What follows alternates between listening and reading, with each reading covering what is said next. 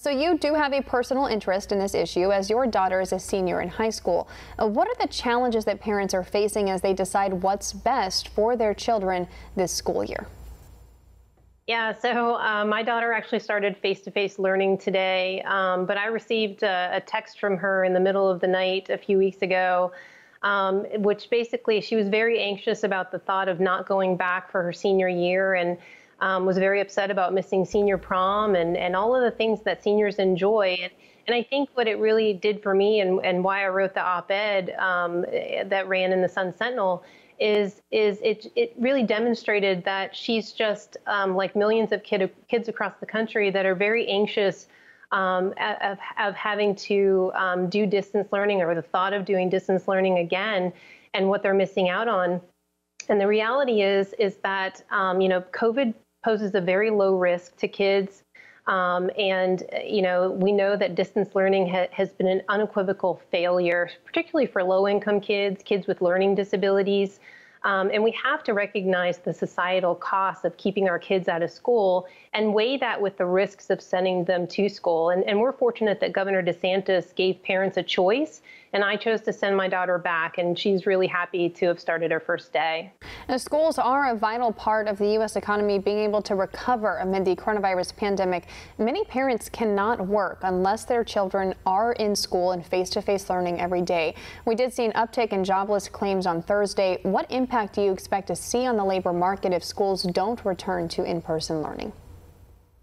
Yeah, 1.1 million people filed for unemployment yesterday. We continue to see the virus's impact on the economy overall.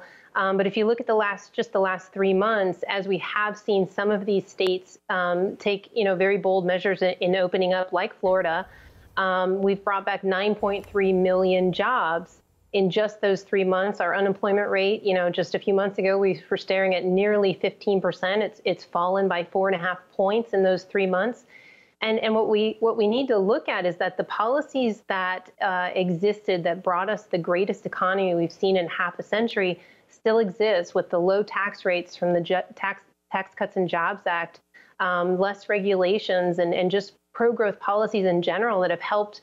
Small businesses have really been on the leading edge of creating these jobs. All of those policies still exist. What we need to do is get all of these governors and mayors around the country to stop, with some of these draconian measures that we see where we've got hot spots in one portion of a state, but the entire state gets shut down as a result.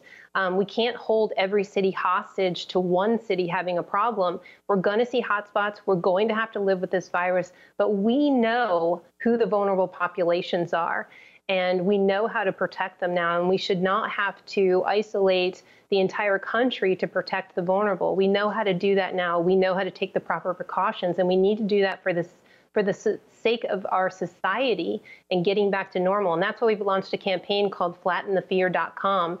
And that's putting a microphone in front of doctors who can talk about these cases and the statistics and put them in context for people and help people feel better about going out into society again.